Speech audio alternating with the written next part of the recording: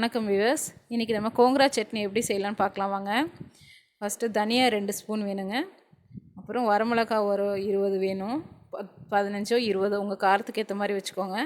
புளிச்சக்கீரை ஒரு கட்டு எடுத்திருக்கேன். நல்லெண்ணெய் தேவையான அளவு, வெந்தயம் அரை ஸ்பூன் எடுத்திருக்கேன், ஜீரகம் 1 ஸ்பூன் எடுத்திருக்கேங்க. கொஞ்சமாக புளி வேணும், தேவையான அளவு உப்பு வேணும், ஒரு 10 பல் பூண்டு, பெருங்காயம் வேணுங்க. இவ்வளோ தான் தேவையான பொருட்கள். எப்படி செய்யலாம் பார்க்கலாம் வாங்க. தவாவில் ஃபஸ்ட்டு எல்லாத்தையும் ட்ரையாக என்னென்ன ஃப்ரை பண்ணமோ அதெல்லாம் பண்ணிக்கலாம். ஃபஸ்ட்டு வரமிளகா போட்டுக்கலாம். அதிலே வெந்தயம், தனியா, ஜீரகம் எல்லாத்தையும் போட்டு ட்ரையாக நம்ம ஃப்ரை பண்ணிக்க போகிறோம். லைட்டாக இது சூடானால் போதுங்க, ரொம்ப வறுக்கணும்னு அவசியம் இல்லை. இது மாதிரி வறுத்துட்டு போடும்போது ஃப்ளேவர் ரொம்ப நல்லாயிருக்கும். அதனால் கொஞ்சம் வறுத்துட்டு போட போகிறோம், அவ்வளோதான். இதில் ஆயிலெலாம் வேண்டாம், வெறும் தவாவில் போட்டு வறுத்தா போதும். எல்லாத்தையும் ஒன்றா மிக்ஸ் பண்ணிக்கலாம். மிக்ஸ் பண்ணி நல்லா வறுத்துக்கலாம்.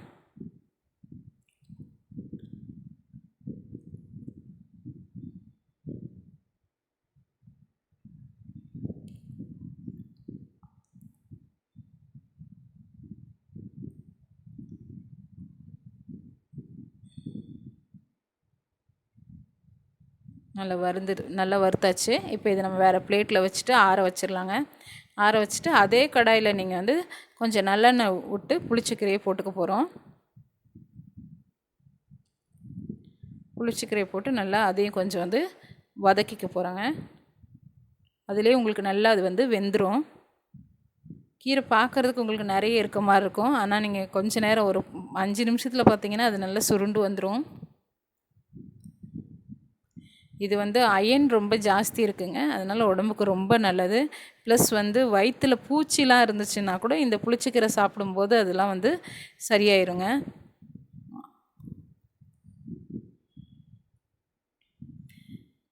ஸ்டவ் கொஞ்சம் மீடியம் ஃப்ளேம்லேயே இருக்கட்டும். ஏன்னா கீரை கொஞ்சம் வதங்கணும். நம்ம கரெக்டாக எடுத்து அதை திருப்பி போடணும் இல்லைங்களா, இல்லை அடியில் இருக்கிறது மட்டும் அடி பிடிச்சிரும். அதனால் மீடியமாக வச்சுட்டு லைட்டாக வதக்கி விட்டிங்கனாவே போதும், திருப்பி போட்டிங்கனாவே போதும். கொஞ்சம் நேரம் தான் பண்ணணும், அப்புறம் சரியாகிடும். பாருங்கள் எவ்வளோ கம்மியாகிடுச்சு, இன்னும் கம்மியாகிடுங்க வதங்க. இப்போ நம்ம என்ன தான் கீரையை அலசிட்டு நீங்கள் போட்டிங்கனாலும் அதில் லைட்டாக கொஞ்சம் ஈரம் ஒட்டின்னு இருக்கும். அதனால் கொஞ்சம் வதக்கும் போது அந்த தண்ணியெலாம் எவாப்ரேட் ஆயிரும். இப்போ இந்த நம்ம என்னென்ன மசாலா அரைச்சி வச்சோமோ அதெல்லாம் கொஞ்சம் ரஃப்பாக ஒரு வாட்டி மிக்சியில் போட்டு அரைச்சிருவோம். இந்த வேகிற கீரையோடைய புளியையும் பூண்டு, உப்பு 3த்தையும் போட்டு வதக்கிடுவோங்க. பாருங்கள் தண்ணி அதில் கொஞ்சம் கூட இல்லை, ஃபுல்லாக அதில் இருந்த தண்ணியெல்லாம் போயிடுச்சுங்க. அதுக்காக தான் அது ஃபஸ்ட்டு நம்ம வெறுமனமே வதக்குறோம். தண்ணி இருந்துச்சுன்னா உங்களுக்கு சீக்கிரமாக கெட்டு போயிடுங்க. இந்த மாதிரி தண்ணி இல்லாமல் வதக்கும்போது கெட்டு போகாது. நல்லா தண்ணியெலாம் போட்டு அப்படியே சுருண்டு வருது பாருங்கள். இந்த நேரத்தில் அரைச்சி வச்சுருக்கோம் இல்லையா, அந்த மசாலாவோடு சேர்ந்து இதையும் போட்டு நம்ம மிக்சியில் அரைச்சிக்க போகிறோம். கொஞ்சம் ஆறட்டுங்க, ஆறுனதும் மிக்சியில் போடலாம்.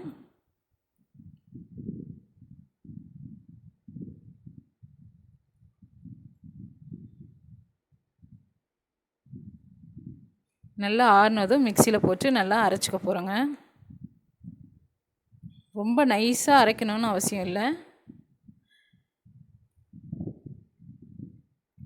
ஏன்னா கீரை நல்லா வெந்துருச்சுங்க. அதனால் ரொம்ப நைஸாக அரைக்க வேண்டிய அவசியம் இல்லை. அதே கடாயிலேயே மிச்சம் இருக்க நல்லெண்ணெயும் ஊற்றிடலாங்க. ஊற்றிட்டு 1 ஸ்பூன் கடுகு போட்டு தாளிச்சிக்க போகிறோங்க. கடுகு, காஞ்ச மிளகா ஒரு 4 மிளகா கிள்ளி அதிலே போட்டுக்குவோம். இந்த ஸ்டேஜில் நீங்கள் அரைச்சிட்டு அதில் உப்பு காரம் சரியாக இருக்கான்னு பார்த்துக்கோங்க. உங்களுக்கு ஏதாவது கம்மியாக இருந்ததுன்னா, காரம் கம்மியாக இருந்துச்சுன்னா வரமிளகா இந்த நேரத்தில் நீங்கள் கொஞ்சம் எக்ஸ்ட்ரா போட்டுக்கலாம். அதே மாதிரி உப்பும் இந்த நேரத்தில் போட்டுக்கலாம். கொஞ்சம் மிளகா வதங்கின உடனே நம்ம அரைச்சி பெருங்காயம் போட்டுக்கிறோம். பெருங்காயத்தை போட்டுட்டு நம்ம அரைச்சி வச்சுருக்க அந்த கீரையும் இதோடு சேர்த்துட போகிறோங்க. மசாலா, கீரை எல்லாத்தையும் ஒன்றா போட்டு இதில் அரைச்சிட போகிறோம். அரைச்சது இதோடு சேர்த்துட்டு கொஞ்சம் லைட்டாக ஸ்டவ் ரொம்ப சின்னதில் இருக்கணும்.